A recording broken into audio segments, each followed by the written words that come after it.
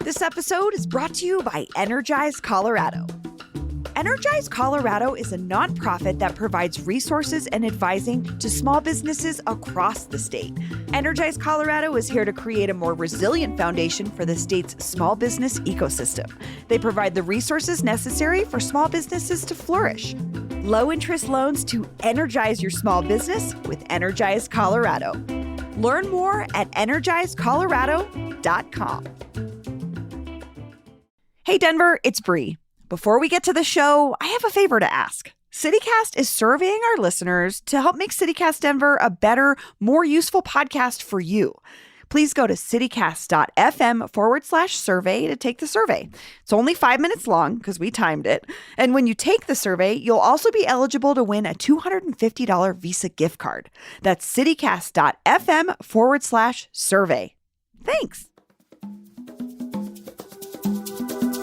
Today on CityCast Denver, the Mile High has no shortage of great places to see concerts. But which venue has the loudest sound system? What place has that killer view of the stage? And what do you bring to make sure you have the best time at Red Rocks? We called up some concert-going experts to find out. Today is Monday, June 5th. I'm Bree Davies, and here's what Denver's talking about.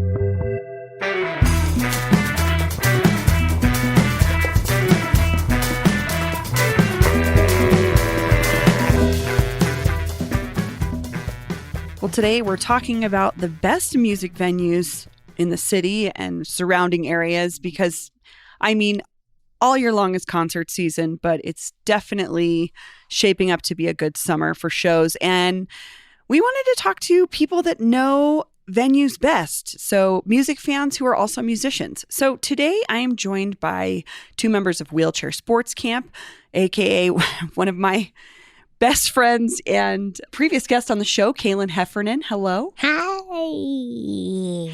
And we're also joined by Greg Zhemba, drummer of Wheelchair Sports Camp, and longtime listeners will know as my husband. Hello. So we're going to start with the venue with the best sound. And I think this is something that the average concert goer, if the sound is good, you don't notice. But if the sound is bad, you really notice. You guys have been on stage as well. So is there a venue that you like from both sides of it or that you really just love because you know the sound is always going to be good? My classic spot to go see a show for the sound in particular is the Fox Theater. In Boulder? Yeah. And I used to be, especially when people would go to the Fox more and do Boulder and Denver, I would typically choose the Fox because something about the sound there I've just always loved. So you're saying when a musician's coming through town, often they will play Boulder and Denver. It's not as much anymore. Not so I much feel anymore. Yeah, I feel like in my 20s and in high school, that was kind of the thing, and I would always make sure to go to the Fox instead. Greg, how do you feel about the Fox? That was kind of always the thing about the Fox is it was good sound. I forgot about that. But that when we were younger, when the Fox was really kind of at its peak of, it was the sound there was super good. Kind of had that hippie vibe, that indie hip hop vibe was really big at that era, the college town thing. But Mission Ballroom says that they have the most expensive, best sound in the whole world. And I didn't believe them, but I saw FKA Twigs there. And boy, did her beats push through. It was loud. It was good. I was like, okay. I saw a couple other shows there, and I was like, meh, not impressed. But seeing that show there was really good. And if I'm needing bass to vibrate my butt cheeks, then I do go to Black Box. That's not... Oh, Black Box on 13th. Yeah, that's not my genre necessarily, but their main stage, they have killer subs. Greg, what is your favorite venue for good sound? I think I agree with Kaylin. I was going to say Mission Ballroom as well. I saw Wu-Tang Clan there, and it sounded huge. The subs were insane. We saw Mars Volta there. Sounded wonderful for a huge rock band kind of sound. Besides even just the sound system, they made treated the room right. And I think that's the big thing about the Fox is the treatment on the walls is really good. So like so when the sound waves hit the wall, it like absorbs instead of bouncing the frequencies around. So I know the Fillmore updated their sound system recently. Sounds great at the Fillmore. Same thing like Kaylin was saying, I've been spending a lot of time at like Milk Bar and Bar Standard and getting into the EDM thing, and they have a great sound system, and everybody's really up on that there. It's the whole thing. So I think that's really cool. I used to have a problem with the Bluebird sound, and I went there recently, and they have definitely upgraded their sound. It sounded really good in there, and I remember seeing bands and just being like, the low end is missing, you know, I need more bass, I need more sub, and they got their stuff together. So I think there's a couple things we're talking about here, though. Greg, you mentioned Mission Ballroom. It's kind of, they built it from scratch, right? So they were able to build it to the specifications to be a music venue versus the Fillmore, which was a roller skating rink and an electric car factory, among other things. So you can outfit it with better sound, but also it can depend on who's running the sound behind the board, who's in charge of the sound. Right. And that's why, for me, like, yeah, Mission Ballroom's nice, but also they spent $50 million on it. So, like, of course it's nice. So there's something about places like that they retrofit, that there's just a history in the room that you can't get in these newer arenas. And, you know, we'll talk about it, I'm sure. But, like, seating might be great at all these arena places, but it doesn't have that, like, dust. Totally. Like when you see a new place, like I was in Mission Ballroom and I was like, man, it's gonna be interesting to see this place in like 20 years. Yeah. When it gets a little grimy, ages into itself a little bit. That is funny. I don't think that's necessarily something that impacts the sound, but it's definitely maybe vibe. Like it's one of the reasons the Ogden Theater is one of my favorite places to see shows. Sound. The sound is good. The view, for the most part, it depends on where you are in there, is good of the stage. But I just love the feeling of being in there. And I have very distinct memories of the show. Lily Allen, I saw the Wailers, I've seen. I mean, didn't Prince play there? Yeah, I saw Prince there. It was awesome. Yeah, and I missed Prince, so I spent a lot of money to see D'Angelo there. And it's such a great site. That is another really great spot. Their seating sucks for wheelchairs, but it's such a good size theater, you know? It's not too big, it's not too small. Like, it really is a dreamy spot to see your favorite. Yeah. You know, another place that kind of has a lot of cool levels to see is the Gothic Theater. There's like a lot of places, it's like tiered a lot. I don't know. I mean, we've been there a handful of times. There's obviously more restrictions for Kaylin. But like they have a lot of tiers, so kind of wherever you're standing, you can see well, and that's a good sounding room too. And we've played there a bunch of times, and I always felt like the sound on stage and the room sound was pretty good too. You disagree? I don't know. I mean, I've seen some pretty mediocre shows there, but I've seen some really great shows there too. The Gothic is one of those theaters. It's an old theater. It's like the Bluebird. It's like the Ogden. So sometimes they have the ability to tier the levels. So there's higher spots and lower spots, which is something that I realized I was so used to growing up here that when we went to a show in Phoenix, and I think it was Crescent Ballroom. It's just a flat box. And I was like, oh, we're really lucky because we have these rooms that are built that were like movie theaters at one point. So there's a stadium effect. It's weird. I didn't realize it till we started touring a bunch, but I was like, oh, we have a lot of cool venues here in Denver. Like a lot of my friends from other bands out of town love the Bluebird. They think, because like the Bluebird is like it's a pretty small room. It's like 500 to 600 capacity.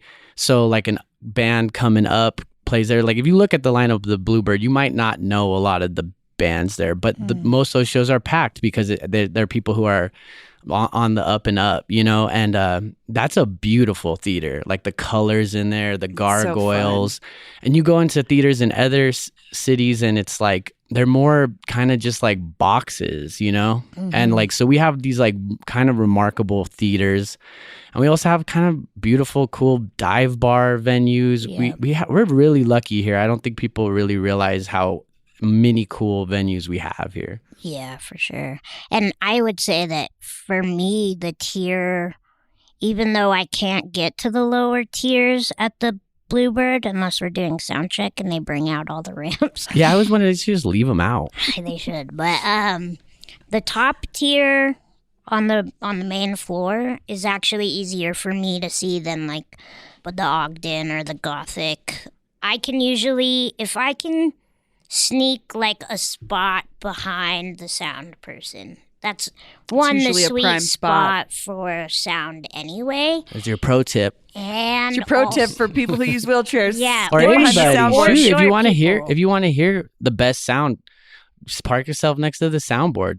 I know. Sometimes I do that same thing with the light person. Yeah. Because they're getting real into it, like running the lights. You're like, oh, this person's rocking. See, and this is the problem about being a musician and continuing to enjoy shows is like it gets harder because now we're like way more critical. Right. We criticize everything. We're like can't help but notice all this like production stuff. And for the most part, like it can ruin the experience. Yeah, like it does. and that getting into EDM has been like actually really liberating for Same me. for me too. Because the sound is better? I'm not watching the band. I'm not critiquing them. Yeah. It's a newer environment. And it's more about for like me. Keeping the dance party going. It's not about like how good are you playing, right? It's like it's way more about like the communal experience. And then I don't feel bad if like somebody's talking to me during the show. I'm not going to be like, shut up. I'm trying to pay attention. Yeah. Yeah. Not everybody's facing the DJ. Like it's a much more interactive experience than just watching a band or watching a performer. So we should skip going to see you guys and just go see a DJ just go to instead? some DJ. No. Okay.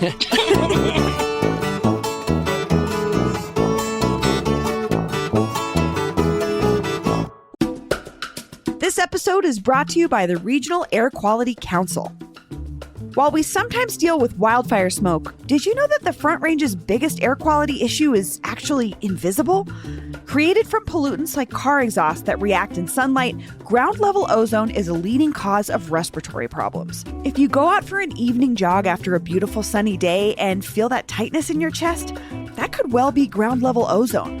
Besides feeling really out of breath, long-term exposure to high levels of ozone is linked to respiratory illnesses.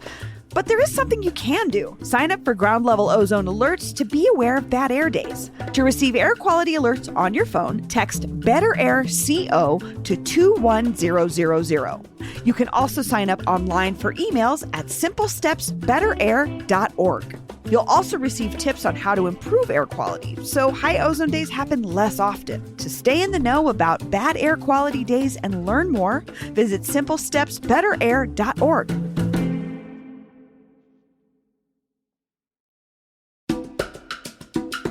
This episode is brought to you by Bad Boy Boards. Based right here in Denver, Bad Boy Boards takes raw hardwood and turns it into world-class cutting boards, charcuterie boards, chess boards, and more.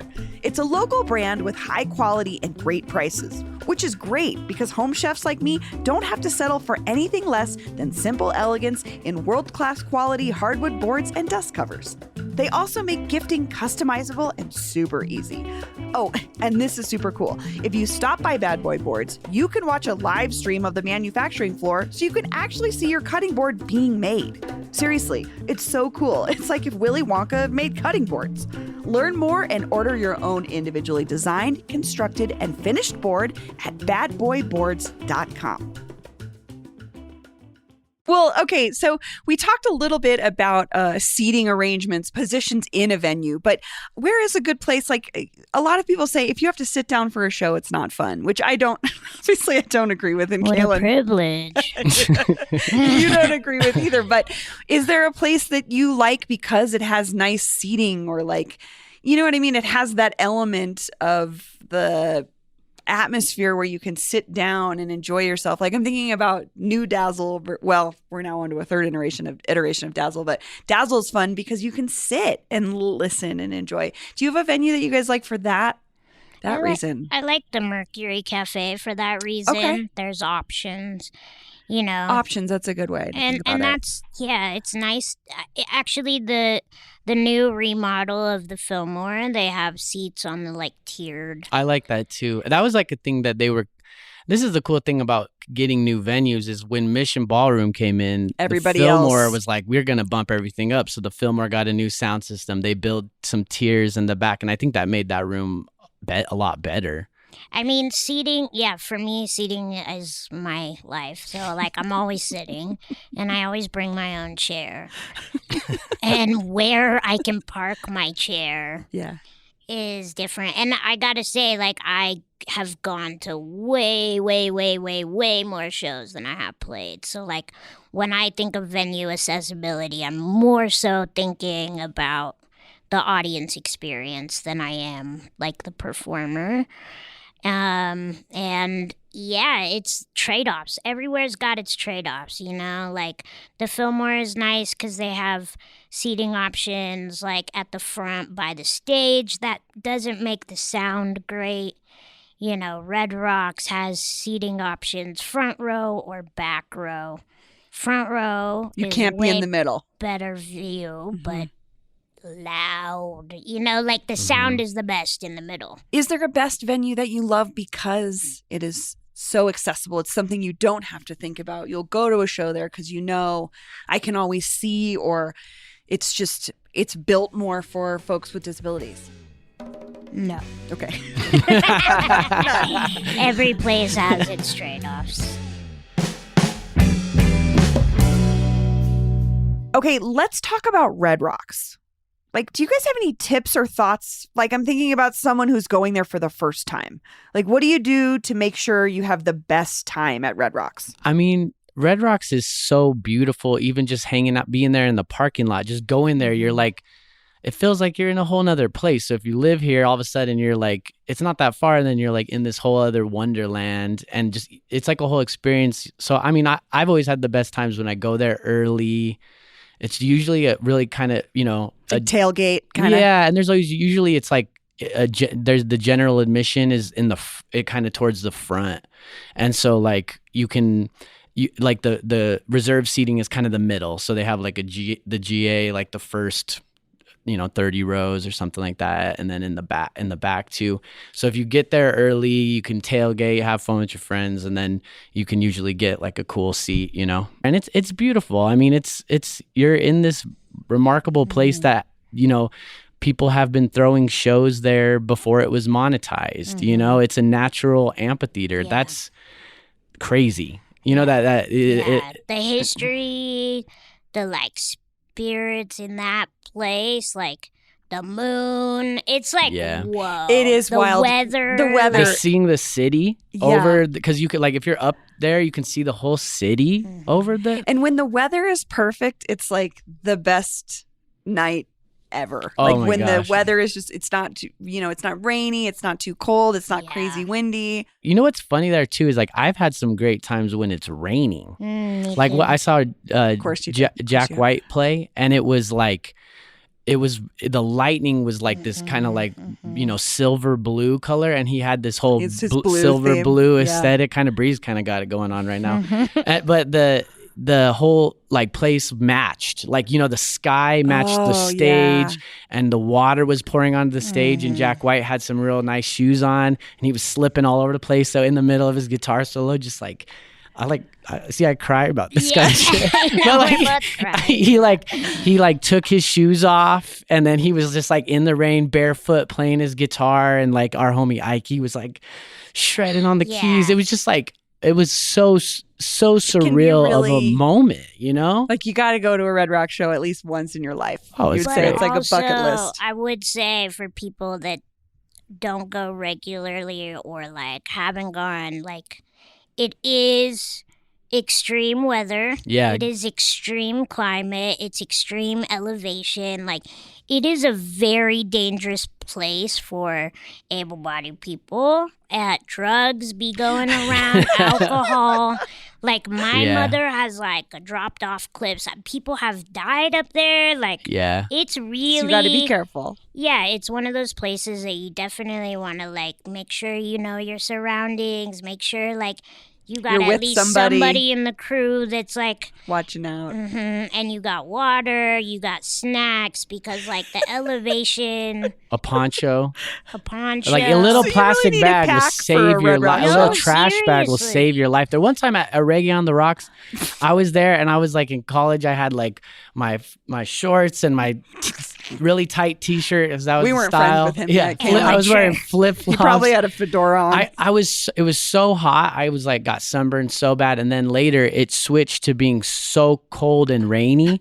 That day was like the hottest I had ever been, and then the coldest I had ever been in one day. And I bought like a $10 cheapest poncho ever, and it like saved my life. Like I was dying without it. You know, like you got to, so prepare. Go to Red Rock shows are a must, but you must prepare. And if you really want to have a good time, it is actually to your benefit to go early. And you could bring food and stuff in there. Yeah, they're a little more like they're less lenient than they were like with Yeah. our parents. I hear like stories I know. about my parents going with like giant coolers and We they used to like do that camp out even. all day and like it's not quite as lenient, but like yeah, they'll you're let gonna you have a bring, memorable- You gotta bring water and food. Yeah. Because like Yeah. and have somebody sober. It's like camping and a concert at the same That's time. maybe Yeah. why I don't love it. Yeah, maybe. Maybe. It would make yeah. Now that I'm saying all these things, it makes a lot of sense. You're like the babysitter of the group. It's true. It's true. Well, Kaylin Heffernan, Greg Jempa, thank you so much. Oh, thanks for making Yeah. us cry about all our favorite venues.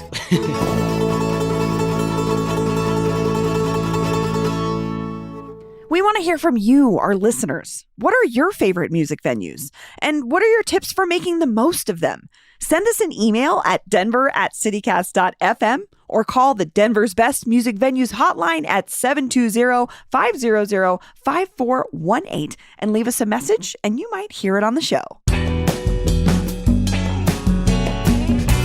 And here's what else Denverites are talking about: evictions. Last month, Denver saw more eviction filings than any other month in the past 5 years, according to a report from Denverite.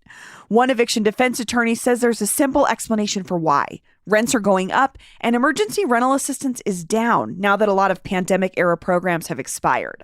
Local and state officials have been debating additional protections, but advocates say they've only managed to agree on incremental changes that won't stop this eviction trend from continuing. And finally, workers at Stranahan's distillery say they're getting, quote, stonewalled by management as they bargain for their first union contract. Dave Infante, a reporter who covers the liquor industry, says some employees started organizing with the United Food and Commercial Workers Local 7 last summer. Now they're planning protests to bring attention to low wages and other workplace issues. Stranahan's is owned by Proximo Spirits, a liquor importer with ties to Jose Cuervo, which is worth over $8 billion. Infante reports that no further collective bargaining sessions have been planned. That's all for today here on CityCast Denver. If you enjoyed the show, why not take a minute to tell Chuck Morris about us? Rate the show wherever you get your podcasts and subscribe to our morning newsletter, Hey Denver, by texting Denver to 66866. We'll be back tomorrow morning with more news from around the city. See you later.